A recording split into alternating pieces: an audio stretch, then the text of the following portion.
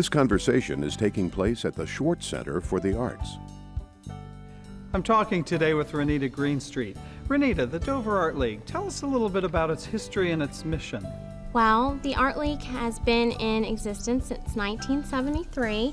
It started basically as a group of artists gathering in one another's home to support each other's work, to support arts in the local community. It has since evolved. Later in the late 70s, people were still meeting in one another's homes and realized that maybe we actually needed a place to meet, at which point we started to rent a local storefront here in Dover. I believe that occurred in 1993, at which point a few years later we bought the same building and we are still there today. And basically the Art League's mission is to provide a place for local artists to come together, have a common forum, have a place for them to market their works, have a place for the local community to come in and see the work of local artists, and also to generally educate the public about what goes on in our local arts community.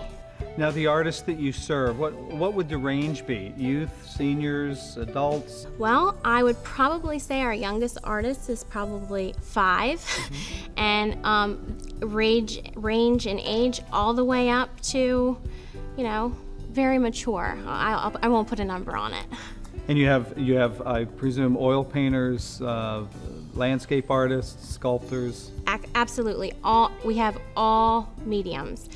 We have potters, we have painters, we have lots of jewelry, we have people coming in making children's toys, children's puppets, sand art, just about any medium you can think of. We have some artists bringing their wares into the Art League, or some artists affiliated with the Art League. If there was one tidbit that you'd like people to know about the Dover Art League that aren't familiar with it, what would that be? I think the one thing I'd like people to know is that we have one of the only pottery studios in Kent County. And I don't think people know that.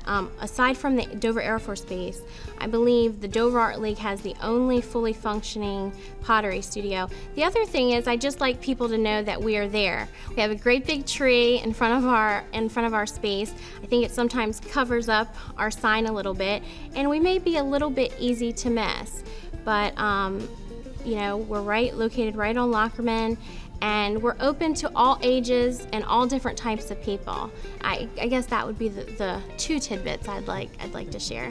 Reneta, thank you so much for joining us today and telling us about the great work that the Dover Art League is doing on behalf of artists and the general community. Well, thank you for having me.